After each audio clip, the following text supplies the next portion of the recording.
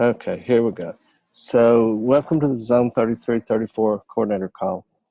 Today we'll be talking about the last board meeting. We've tried to update you each quarter after the quarterly board meeting about actions that the board took. 3 weeks ago was our council on legislation. There were a number of interesting things that happened at that council.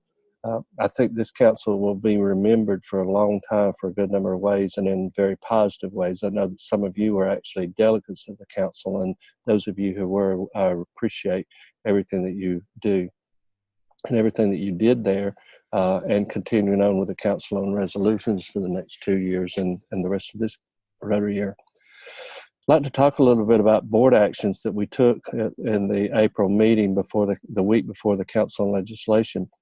This board is in some ways is different from prior boards. In some ways, I'm sure it's the same, but it's trying to be very progressive and in some areas aggressive. Paul Harris talked about being progressive and aggressive, and we're trying to live that theme that he set for us a number of years ago and try to do some things rather than kicking the can on down the road, which has sometimes happened in the past. And we kicked one can on down the road this last meeting, but I'll explain to you why we kicked that can on down the road. We've developed a new district governor funding model. It's been in a pilot program for some time now, and we agreed that on 7/1 of 21 that will go active. It's a different way than probably any of you, and certainly me, accounted for the RI funds that RI provides for your term as a district governor. We looked very carefully at the global membership model that we are testing. Members would not necessarily be member of a club. They would be a global type membership. And we're doing some test marketing in that in European countries now. Seems to be working, but we're not quite ready to roll it out yet. Want to get a little more little more indication that we do have attraction and we do have the stick that keeps people involved at that level.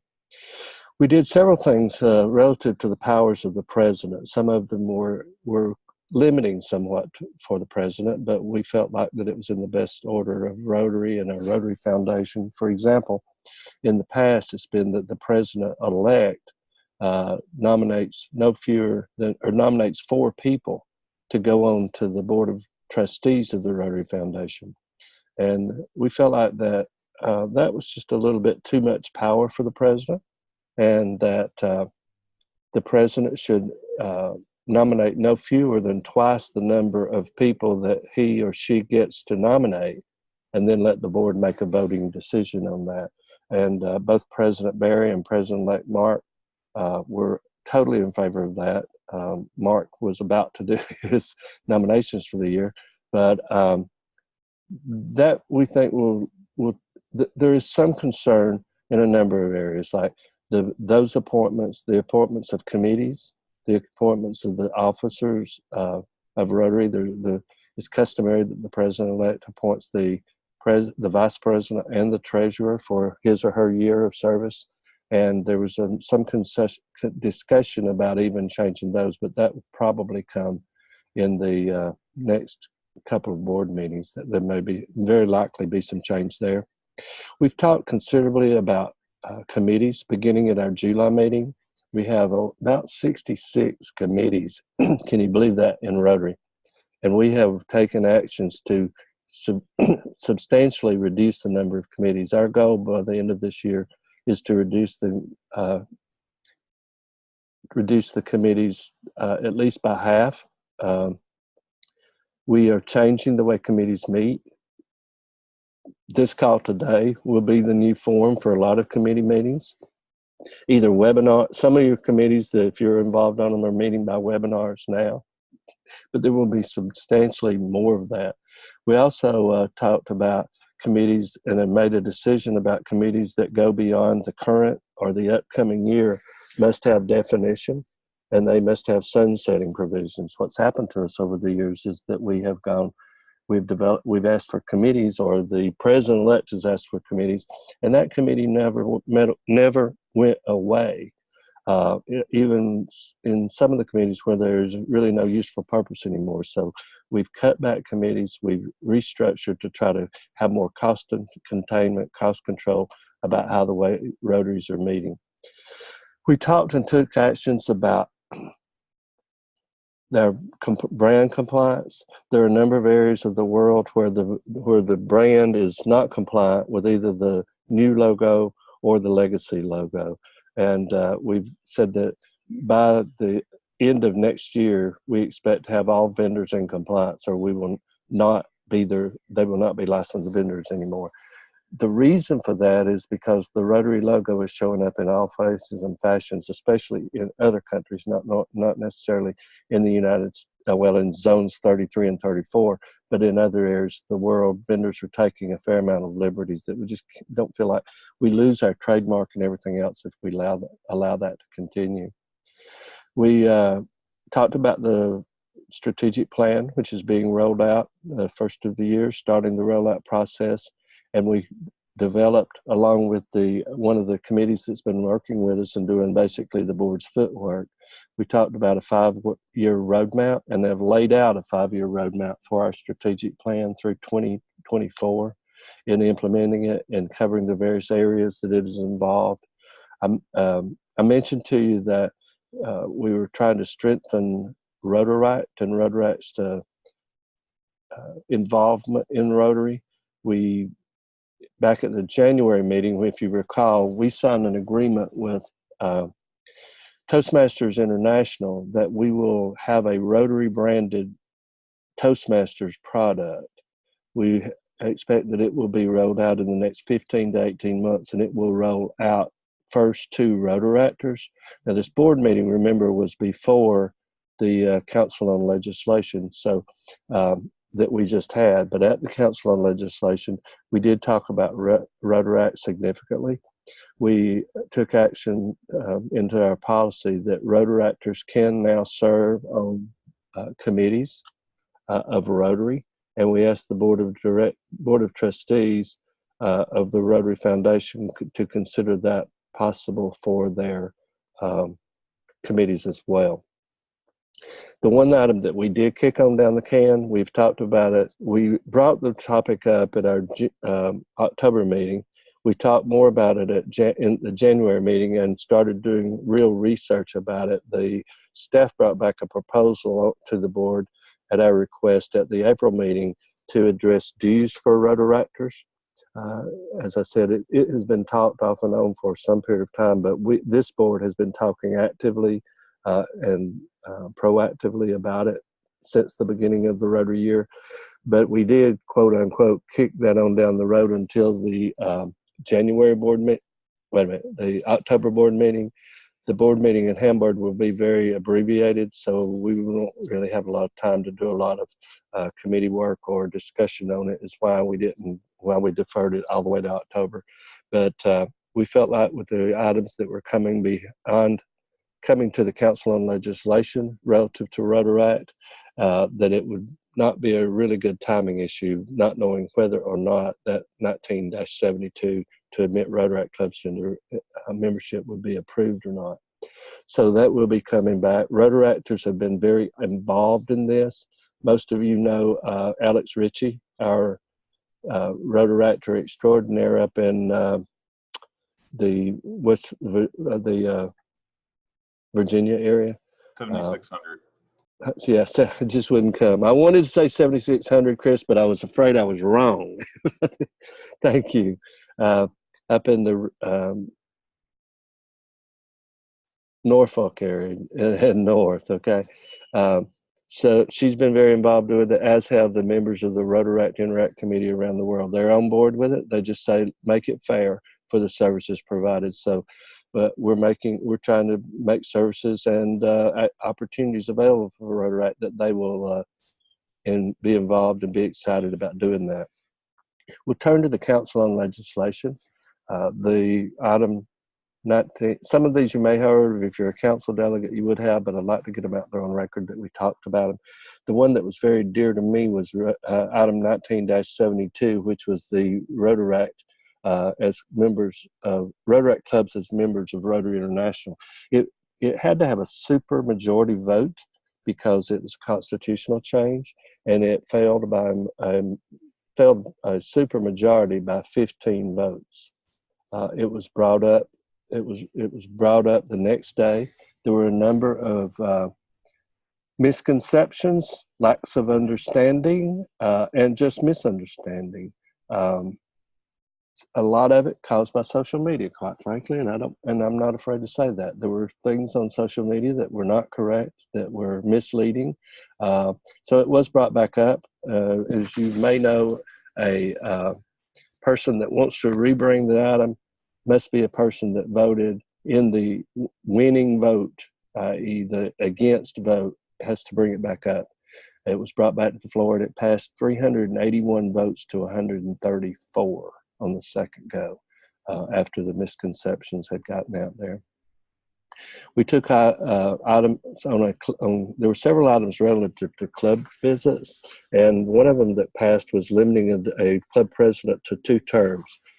We revised the schedule of when the presidents elect and nominee are elected, and we also now have made it, we the council have made it a requirement that a club president-elect must submit a budget to the club before the year begins, and then there must be an annual report to the club after the term of the presidents.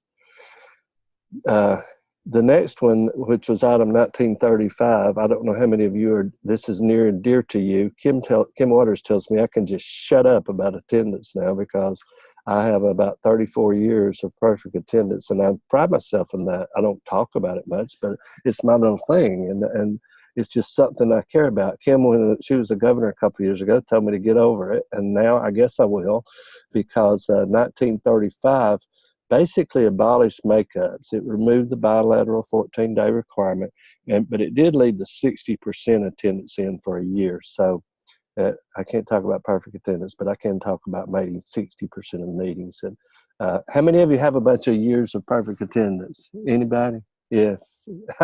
Yeah, all the hands are going up. So y'all are like me. Maybe we get together and take Kim Waters on. How's that? We also, for all practical purposes, 19-39 effectively eliminated the classification system. There were a couple of items in there that addressed that, and there was a fair amount of debate upon it. But the board is fine with this. It's a move toward diversity. It's a move toward inclusion, and but both attendance requirements and the classification system, items that have been in our organization since right after 1905, have been formal since right after 1905, are now eliminated. We amended the process of selecting a president-elect or a president nominee. We'd never had, in anybody's recollection, where a president-elect or nominee had to step down or for some reason couldn't serve. And we had that with our former president-elect, Sama Wari, in an unfortunate situation, but there was really no, as you probably know, there was no formal approved way to seat a person in that role. That goes into effect July 1, and as it came to be, Sushil ended up having to resign, and the President Barry decided that he would use that committee. The committee he used a formal process. There were 6 other candidates. Those candidates were voted on electronically by the sitting nominating committee that had elected Sushil. They then did another ballot to reduce it to 4, then 2, and then 1. The 6 candidates being the other candidates that were in the running, 6 top candidates that were in the running when Sushil was picked.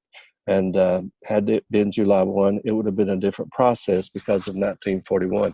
And 1941 gives the board of directors the authority, as in other areas, other offices and positions, to choose the person to replace the vacant seat if that vacancy should come up. And let's hope that it never happens again.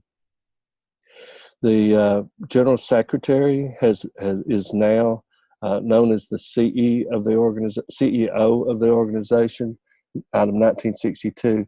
What we have is we have effectively our day-to-day chief executive officer. He held the title of chief operating officer. He's going into the rooms with CEOs from all over the world, going into boardrooms with CEOs of major corporations, and we just want to put him out there as actually being our representative, being our senior person. The president of Rotary International will continue to chair the board of directors, but our chief executive officer will be the general secretary. We changed the Rotaract committee and the Interact committee structure and the definition. This was 1975, which was after the Rotaract vote. And Rotaractors and Interactors need different things. They need different attention. They need different programs. They need different opportunities. So what we did was we changed the structure. It is now a Rotaract committee, and it has an equal number of Rotarians and Rotaractors on it. And we changed a bit about the way they meet, but that's the major thing there. We thought there would be some discussion on the dues increase. There was no discussion whatsoever. Bunch of green cards going up, but we did approve a triennial or a 3-year dues increase of 50 cents per semi-annual, or $1 per year for each of the next 3 years, beginning July 1 of this year. That was major, overwhelming decision. There was no question about it. One item that I don't think got a lot of notice was the reduction of the per capita dues for the convention, and so we didn't really take a full $3. But that reduction in dues for the convention is to a specific reserve, so it didn't affect our daily operations, but it is less out of money for our members.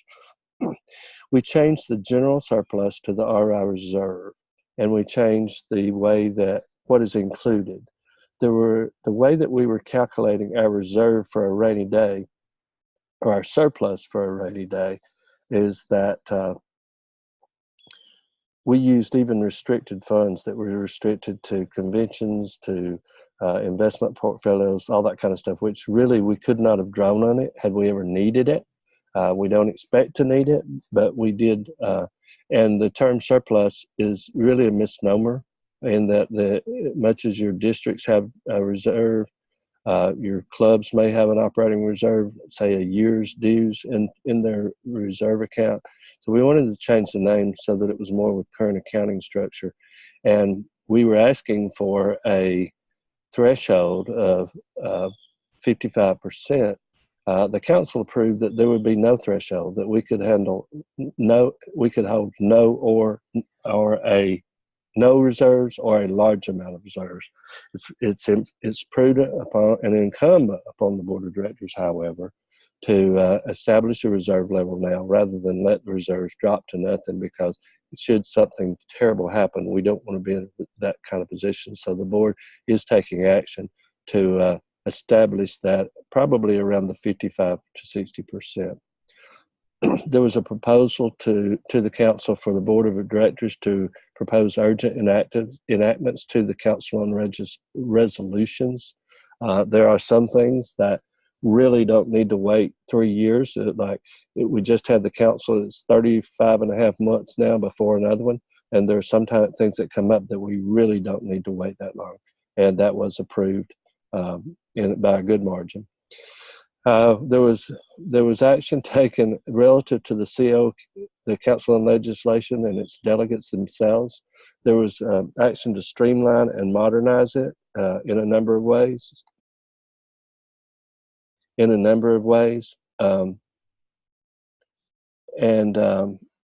terms of the way it's held, when it's held, and that kind of thing. There was also an action that removed the board of directors and the past presidents from the Council on Legislation. That was a reactionary vote, because something that a past president had said to the delegates from the lectern, said to the delegates on the floor from the lectern. In fact, when they left for their break, the big talk was, I guess we showed so-and-so, we fixed so-and-so. Well, we got so-and-so out of the thing, and there was a lot of laughter that they had fixed so-and-so, but the way that was approved is that the board of directors now has one member of the board on the council and legislation rather than all the members of the board. Well, I was on the board's council committee. There's just no way one person can do what a committee of 6 people did if there's anything at all going on at the council. We started working last November and had regular meetings with the committee like this, talking about how we're going to, what we're going to support, what we're not going to support, what we'll speak to, what we want. There's just a lot of boards. So what will effectively happen is that unless it is changed at some point before the next council by the council on resolutions, and I don't know that it would be, what effectively will happen is that the one member will go as a member and the rest of the board members will pay their way as observers to help that one director that's a voting member get their job done. It's just too much for one person to do. There had been a lot of controversy around about item number 19-117 concerning the tax-exempt status of Rotary International through the formation of a holding company, and then if the IRS approves it all, then merge Rotary International into Rotary International Holdings. There were there was a unanimous vote by the board of directors. There was a vote by the trustees that was 1 abstention, 1 absent, 1 no, and all of the other members voted for it to be a part of it. One of the members the member that voted against it chose to make a personal statement about what he believed and went against both his board and the board of directors. And there was a lot of controversy going into the meeting. But after it was debated on the floor, and plenty of debate on both sides of the issue, it was approved by a vote of 374 to 120. It was basically a 2-to-1 vote, 3-to-1 vote margin on it. So that's about it on the big items as I see them from the Council on Legislation. Is there anybody on the call that is a delegate that would like to add in anything on the council before we move on?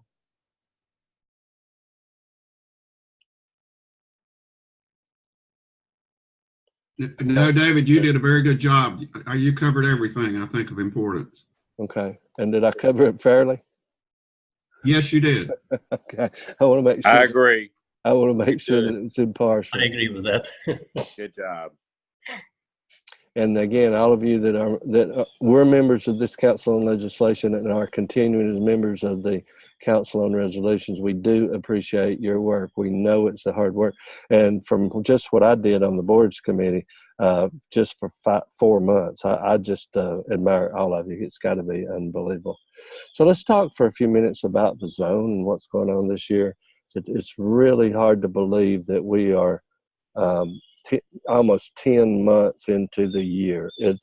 I think it's been a fabulous year of what's going on in the zone. We've got a really close-knit and really excited team of governors in these 2 zones. The only zones in North America that are even looking like positive growth. How do you have positive growth? Growth is like positive growth and negative growth.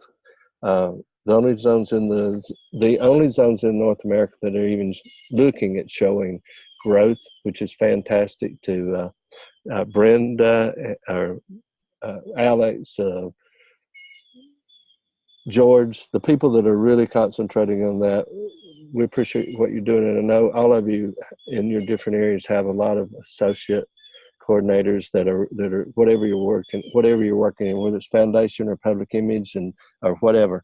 A lot of things going on there that cross over into membership, engagement, attraction, and all that. And I just say thank you for all of that. We have tried. I think we've had to say no maybe 2 times in the last 10 months of scheduling because we just had something on the same exact days on opposite ends of the zone, and it was not physically possible. But we've tried to get out everywhere we can and be a part of it. And have gotten to see and meet a lot of people. We've been to several district conferences. We were one last weekend that they did 100,000. They committed to 100,000 meals. They didn't have enough people show up to get that done, but they were real close. And lo and behold, right in the middle of it, an Interact club from about 30 miles away showed up and said, we're going to do the rest of the meals. And so they ended up packing the 100,000 meals that they paid for. They would have gotten credit anyway, but they got it done. I go places and I'm seeing 40, 50, 100. One district in Florida that did 1 million meals in a weekend across the district total. That's just phenomenal. All over the zone, up in 33. We did one over in Hilton Head a few weeks ago at David Terrard's district conference, and it's just amazing to see people getting in there and doing that. There are a couple of issues about it that I would like to ask for your help with. We have now had we're way above 100 clubs that have technically signed up for the challenge. Now, you don't have to join the challenge to be adding stuff into Rotary Club Central.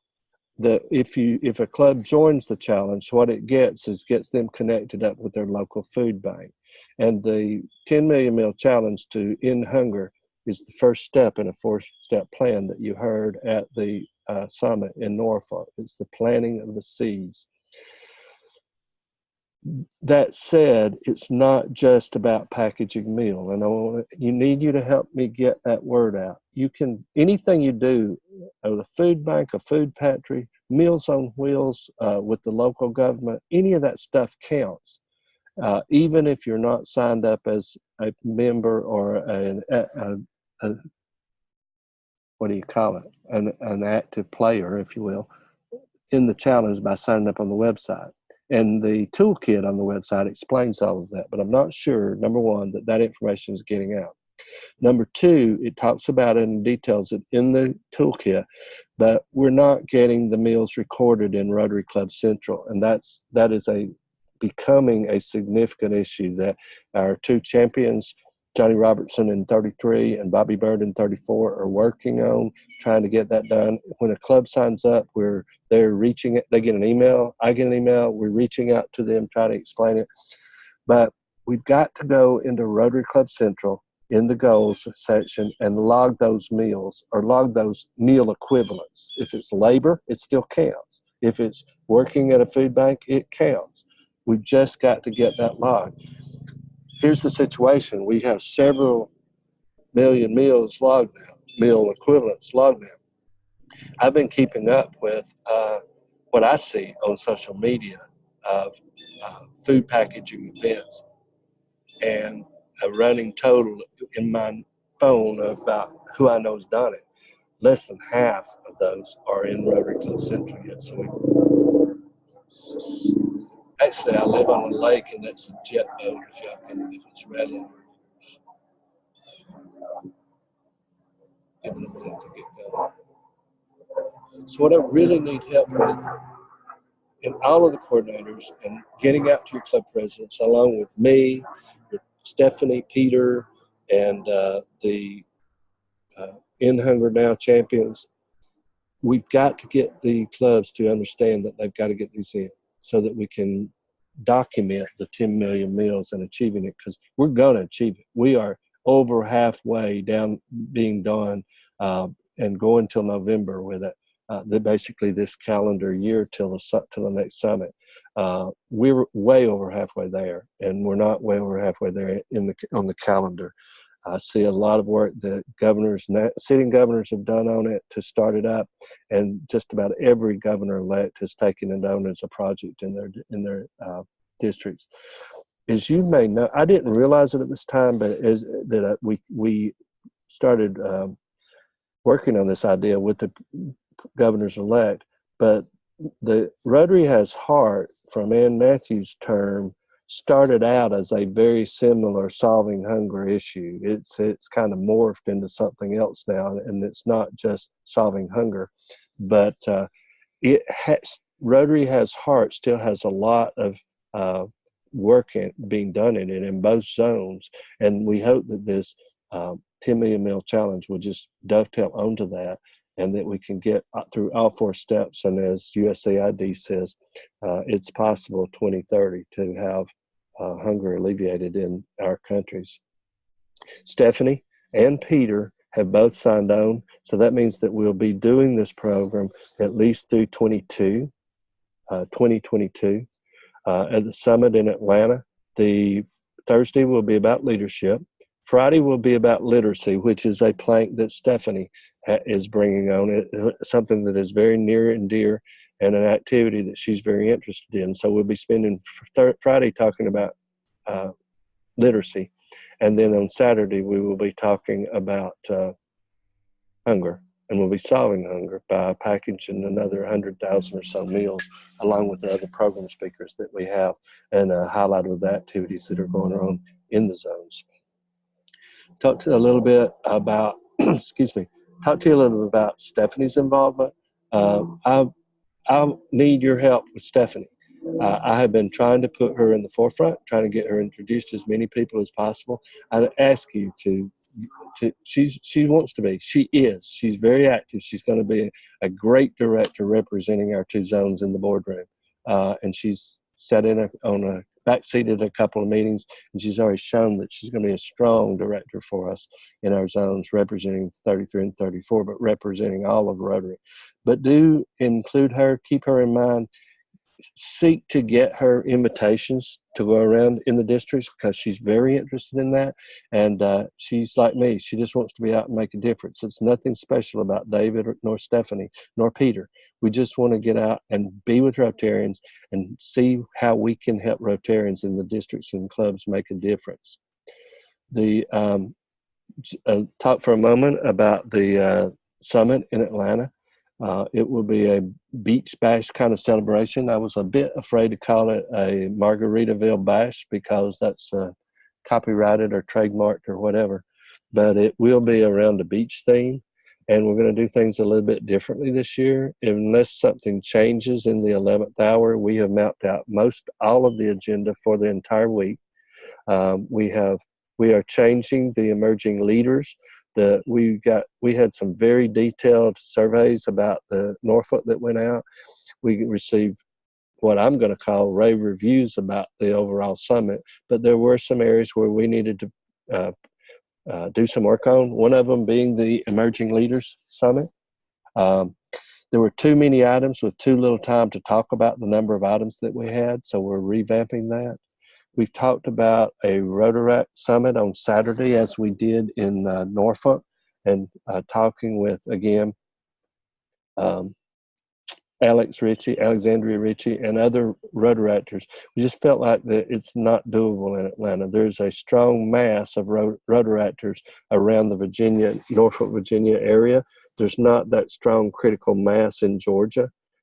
Georgia has been so involved with the Georgia Rotary Student Program, which is a great program, brings 75 students from around the world to study in Georgia universities every year, but it's been to the detriment of Rotaract and to Rotary Youth Exchange in Georgia.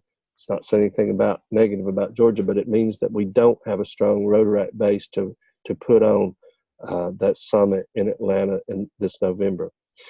We also are working very seriously to change the format of some items. The things that Sunday morning has always been a problem. We had really high retention on Sunday morning in Norfolk for a number of reasons. In my opinion, quite candidly, the biggest one was a $15,000 door prize. Let's just be real. It kept people there. We tried what we could to flower up the program. But what we're looking at now is on Sunday morning that we will, in all probability, have an interfaith service, and then we will feed you breakfast and say, it's been great, let's go home, rather than keeping you around. Send you off, we hope, Saturday night with a great bash, a great beach bash, and then feed you Sunday morning and let you be on your way, rather than asking people to stay around for the tidbits that you have been getting in past years. It's just, and Another thing that we tried differently this year, and we realized we seriously messed up, is the celebration of life.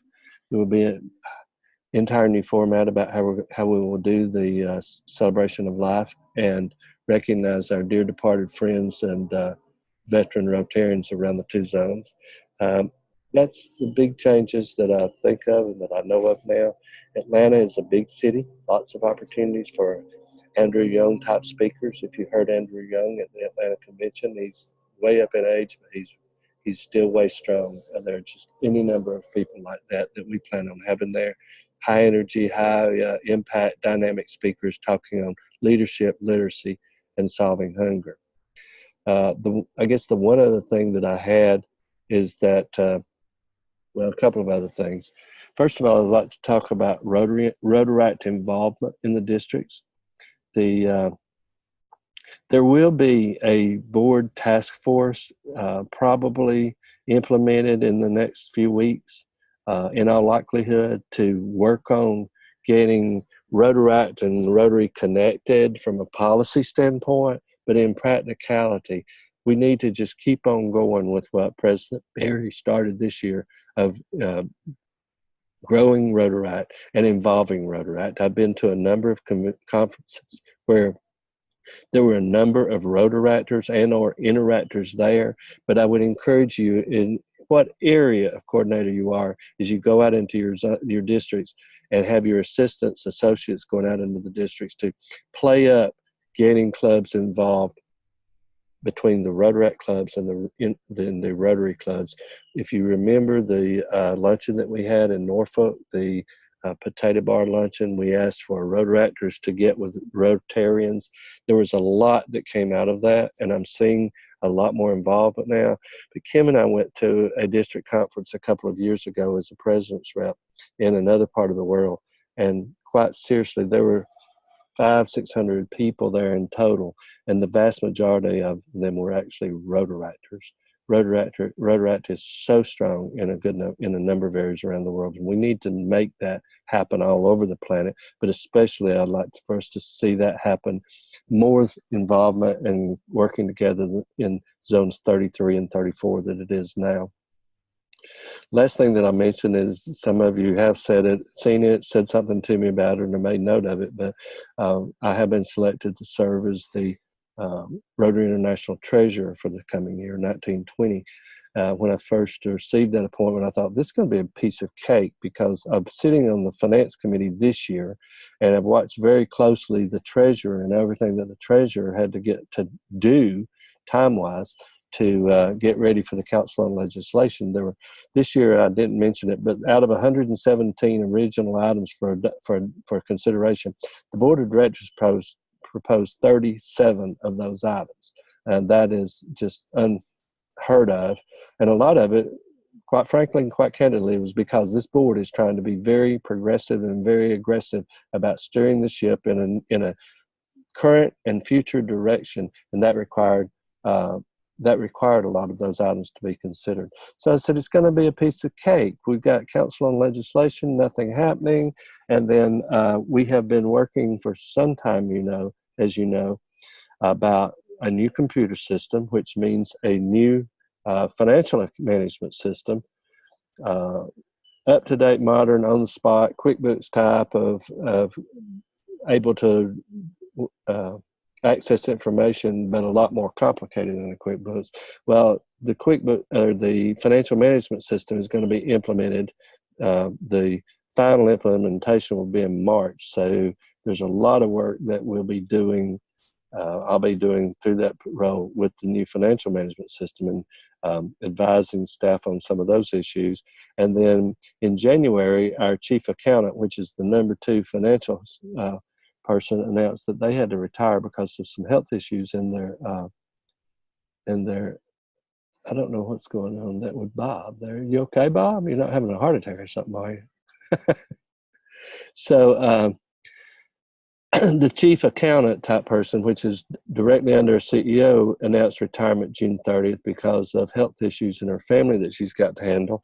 And then in February, Laurie Carlson, who I'd gotten to know quite well, our CFO, Chief Financial Officer for 7 years, announced retirement June 30 for the same reason. So we're going into the new year, currently interviewing in the final interviews and offer stage of the chief accountant, and then going into the interviews and the hiring of a new CFO to start with us as soon as possible. So y'all pray for me. It's going to be an interesting year just in the role of the treasurer, with your two top staff people in the finance area being new people. I guess I talked faster than I talked in North Carolina a few weeks ago, because we've got about 20 minutes left. I'm not going to keep you any longer, but those are the three areas that I did want to cover with you. I see George has a question. George. Yes, David, thanks for that. That was a great update, and having been a COL representative, that was fabulous. If I get requested to go to any of my clubs, I'll suggest that you do it instead. But actually, my question goes back to one of the very first things you said, and it's probably a simple question with maybe not a simple answer. And it goes to the question of global membership. Is it the intention that global members will be considered as Rotarians? If the program is adopted and if the program is working, yes, that is the intent, George. Okay. That was a simple answer. That was a simple answer. It's trying, the board of directors is trying to take an inclusive position. It's not just this board. This started with the prior board, okay? More inclusion, more involvement, and a broader base of membership candidates. So yes, the full intent is that if it is implemented more than a test case, they would become Rotarians. Anybody else? Okay, I bored you all out, huh? Well, in closing, I want to say again, it's been great to be with most all of you this year. I think I've been with every one of you somewhere this year, and I go around and I hear about and I see emails coming in from all of you or going to y'all from governors, and I just humbly say thank you for everything that y'all are doing all the time. It is greatly appreciated, because I may be biased, but I firmly feel that we have the two best zones in all of Rotary, in terms of our giving, in terms of our engagement, in terms of what's going on, trying to make some change and do some things different. And you all are the five-star generals that are making that happen, and thank you. Anybody else before we close out? Yes, George. Sorry, me back again. But I just wanted to mention, because I'm on the Honolulu promotion coordinator team, just wanted to mention that if we get any opportunity at all to let everybody know that if they register while Hamburg is on, that they get the $3.95 special rate. And so we need to get the widest publicity for that, to get people registering for Honolulu during the Hamburg. And of course, you don't have to be in Hamburg to get that rate. You only have to register for Honolulu while Hamburg is on. And if we can give the widest possible sort of publicity to that, that would be great. I'd appreciate it. Thank you. George, I would suggest that you send a email to all of the governors-elect in the two zones. If you don't have that access, please let me know ASAP, and I will make sure you do. Or if you'll craft an email for me, I will be happy to send it over and Stephanie's signature to all the governors-elect, because those are the people that are going to be, this their convention. Does that sound reasonable? I'll send that over to you. Okay.